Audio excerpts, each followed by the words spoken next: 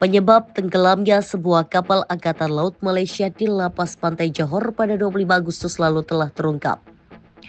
Angkatan Laut Kerajaan Malaysia atau TLDM menyebut kapal tenggelam akibat kesalahan navigasi dan usia kapal yang sudah lanjut.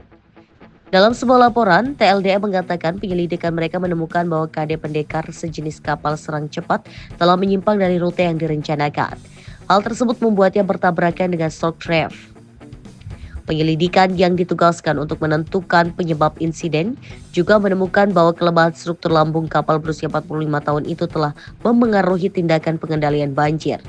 Ini menyebabkan air menyebar dengan cepat ke kompartemen lain. KD Pendekar tenggelam di perairan lepas pantai Tanjung Penyusup yang terletak di distrik Kota Tinggi Johor. Kapal mengalami kebocoran besar yang dikatakan sebagai akibat dari menabrak benda bawa air. Seluruh 39 awak kapal berhasil diselamatkan dan tidak mengalami cedera. Tetapi seorang penyelam pembersih ranjau yang sedang melakukan pekerjaan penyelamatan berikutnya di kapal yang karam tersebut meninggal pada tanggal 28 Agustus.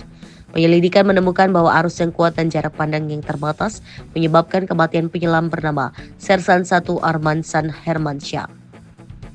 Kondisi di area operasi di mana arus yang tidak menentu mengakibatkan lumpur berhamburan ke dasar laut menyebabkan jarak pandang sangat terbatas sekitar 1 kaki atau 30 cm pada hari kejadian. Mengakui bahwa situasi tersebut telah menempatkan penyelam dalam situasi beresiko tinggi dan tekanan kerja yang menantang, laporan tersebut mengatakan bahwa tali yang digunakan oleh penyelam tersebut ditemukan terlilit kapal. Lalu, prosedur darurat yang dilakukan oleh korban tidak berhasil menyebabkannya tenggelam. Menurut TLDM, Arman adalah penyelam yang kompeten dan penyelidikan menunjukkan bahwa prosedur operasi penyelaman standar dan langkah-langkah keselamatan telah diikuti sebelum operasi penyelaman dimulai. Peralatan yang digunakan yang juga dipastikan dalam kondisi baik. Upaya penyelamatan telah diselesaikan oleh perusahaan lokal pada 15 Oktober. Kapal tersebut saat ini sedang dalam proses pemeriksaan teknis. KD Pendekar yang dibangun di Swedia diresmikan pada Juli 1979. Berukuran panjang 43,6 mili, kapal ini dipersenjatai dengan meriam utama Bofors 57 mm, meriam sekunder 40 mm, dan rudal anti kapal EcoSet.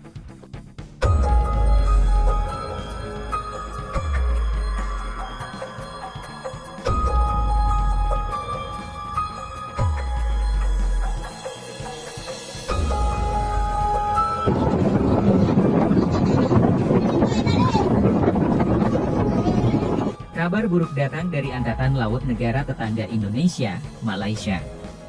Pasalnya, Tentara Laut Diraja Malaysia tengah ditimpa musibah terkait kapal perang miliknya, KD Pendekar.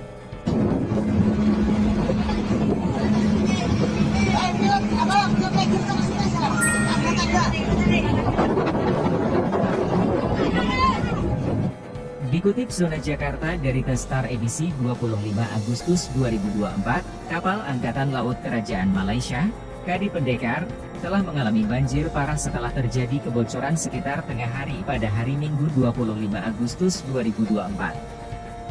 Tentera Laut Diraja Malaysia TLDM hari ini mengesahkan sebuah kapalnya iaitu kapal Diraja KD Pendekar mengalami kebocoran dan kebanjiran besar pada jam 12 tengah hari tadi.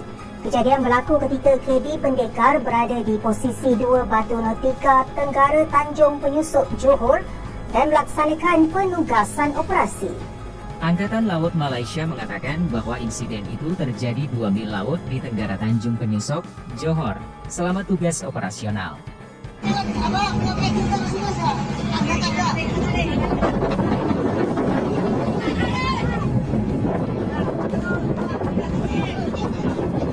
Sementara itu, KD Pendekar adalah kapal reka bentuk Spica M buatan Sweden yang dilancarkan pada November 1978. Kapal daripada kelas handalan ini ditauliahkan dalam perkhidmatan TLDM pada 1979. Kebocoran yang diyakini disebabkan oleh kapal yang bertabrakan dengan objek bawah air, awalnya terdeteksi di ruang mesin kapal. Lantas, bagaimanakah keselamatan awak kapal tersebut? Setelah ini kita bahas berita lengkapnya, satu persatu.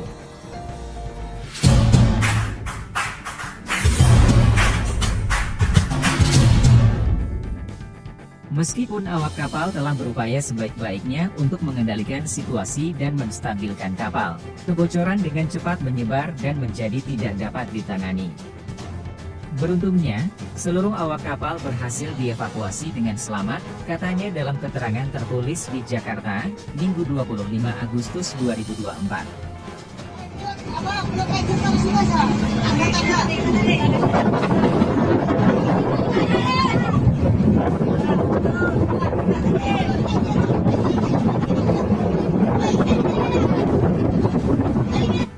Angkatan Laut Malaysia mengatakan fokus utamanya sekarang adalah melakukan operasi penyelamatan untuk memulihkan kapal tersebut. Menyikapi kejadian tersebut, Angkatan Laut Malaysia telah mengumumkan pembentukan segera badan investigasi khusus untuk mengetahui penyebab kebocoran tersebut.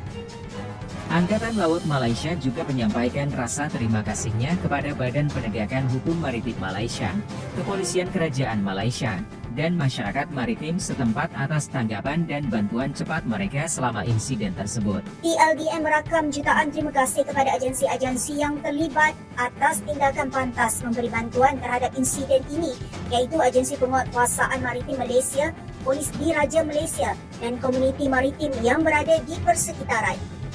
Masyarakat diimbau untuk tidak berspekulasi tentang insiden tersebut. Untuk informasi yang akurat dan terkini, silakan merujuk ke sumber resmi Angkatan Laut, tambahnya.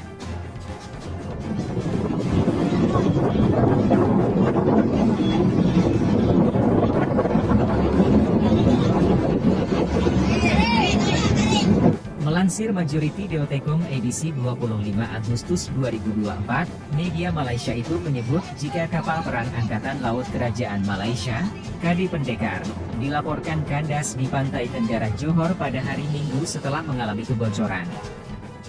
Melalui postingan di Facebook, TLDM menginformasikan bahwa kapal mengalami kebocoran besar dan banjir pada pukul 12 siang saat sedang menjalankan tugas operasional. Kebocoran tersebut diduga disebabkan kapal menabrak benda di bawah air. Diketahui, setelah kejadian tersebut, seluruh awak kapal dievakuasi sebagai tindakan pengamanan dan KD Pendekar kini ditambahkan di kapal dagang terdekat. Dikutip Zona Jakarta dari Pusat Strategi Maritim TLDM, KD Pendekar disertifikasi pada 21 Agustus 1979. Kapal ini memiliki panjang 43,62 meter dengan lebar 7,1 meter. KD Pendekar tercatat memiliki kemampuan operasi selama 7 hari. Armada TLDM ini memiliki meriam utama Bofors 57 mm dan Bofors 40 mm 70. KD Pendekar juga dilengkapi dengan misil Exocet MM38. Kapal perang milik Malaysia ini mampu mengangkut sebanyak 40 orang kru. KD Pendekar yang merupakan kapal perang jenis kapal perusak cepat ini dibangun oleh galangan kapal Karlskrona Farfet di Swedia dan diluncurkan pada 11 November 1978 sebelum ditugaskan pada 27 Juli 1979.